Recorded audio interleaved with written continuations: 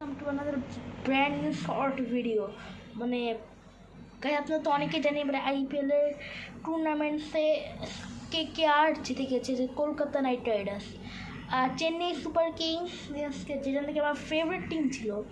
but এখন থেকে আমি আর সিএসকে না, because he has not the biggest player in the